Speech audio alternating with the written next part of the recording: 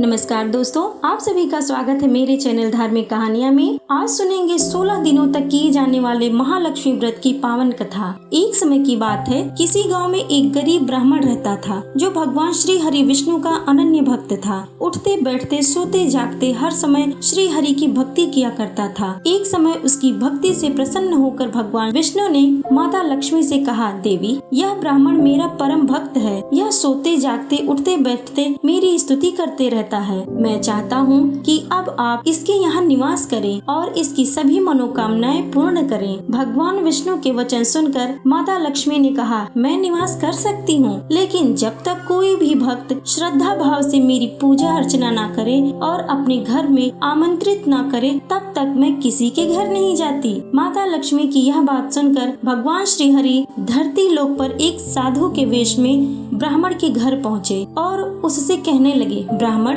यदि तुम अपनी दरिद्रता दूर करना चाहते हो तो लक्ष्मी नारायण जी के मंदिर के पास रोज एक महिला उपले थापने आती है। तुम उस महिला के पास जाकर उसे अपने घर में आने का आमंत्रण दो। इस प्रकार तुम्हारे घर में लक्ष्मी जी का वास हो जाएगा। ब्राह्मण ने कहा, क्या वह सच में लक्ष्मी माता है? हाँ, वह स्वयं माँ लक्ष्मी है। यदि वह तुम्हारे साथ तुम्हारे आमंत्रण देने पर तुम्हारे घर आती है तो तुम्हारे घर में माँ लक्ष्मी का वास हो जाएगा और तुम्हारे दुखों का अंत हो जाएगा। ऐसा कहकर साधु के रूप में आए भगवान विष्णु अंतर ध्यान हो गए। अब सुबह सुबह वह ब्राह्मण उठकर मंदिर के सामने जाकर बैठ गया। जैसे ही माँ लक्ष्मी वहाँ उपले थापने आई तो वह ब्राह्मण उनके पास गया और उन्हें अपने घर आने का आमंत्रण दिया। तब ब्राह्मण की बात सुनकर माँ लक्ष्मी समझ गई कि यह जरूर श्री हरि विष्णु की ही माया है। तब माँ लक्ष्मी उस ब्राह्मण से बोली, हे ब्राह्मण, तुम 16 दिनों तक महालक्ष्मी व्रत पूरे विधि विधान से करो और रात को चंद्रमा को अर्घ दो,